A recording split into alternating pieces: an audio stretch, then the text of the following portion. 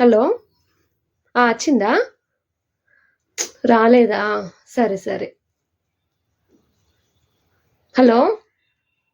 వచ్చిందా? అటు కూడా రాలేదా అని. సరే సరే. ఎటు పోయిందో ఏమో. హలో. వచ్చిందా? అక్కడికి కూడా రాలేదా? ఎవరైనా కిడ్నాప్ ఇట్లా చేసిరంటవా?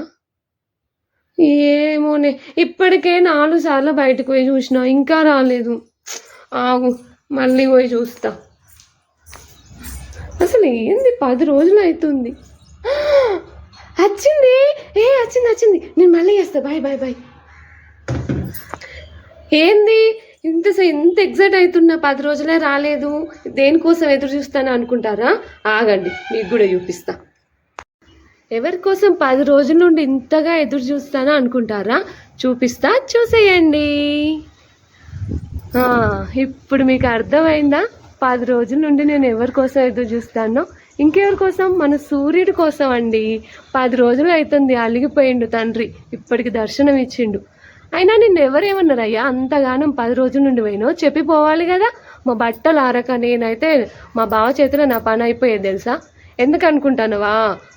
10 రోజుల నుండి మా బావ టీషర్ట్లు షార్ట్లు ఆరక మస్తు కోపం వచ్చి, ఈరోజు కానీ బట్టలు ఆరలేదో నీ తోలు తీసి ఎండకెత్తా అన్నాడు.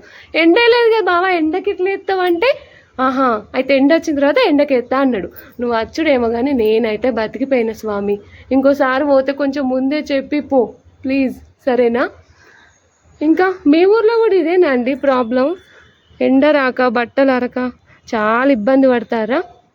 ఇక తొందర పడకండి, ఇబ్బంది పడకండి. మా సైడ్ వచ్చిండు కదా, మీ సైడ్ కూడా వస్తాడు ఖచ్చితంగా. మీ సైడ్ కూడా ఈ సూర్యుడు తొందరగా రావాలని నేనైతే గట్టిగా అనుకుంటా, మీరు కూడా గట్టిగా అనుకోండి. ఓకేనా? ఇవాటికి ఇదే వీడియో. మరి ఈ వీడియో కనుక మీకు నచ్చినట్టయితే లైక్ చేయండి, షేర్ చేయండి, సబ్స్క్రైబ్ చేసుకోండి. ఓకే మరి బాయ్. అన్నట్టు బట్టలు ఎప్పటికప్పుడు తొందరగా ఉతుక్కోండి. ఎప్పుడు ఆయన అలిగిపోతాడో ఆయనకు తెలియదు, మనకు తెలియదు. అందుకే మరి ఓకే బాయ్ ఫ్రెండ్స్.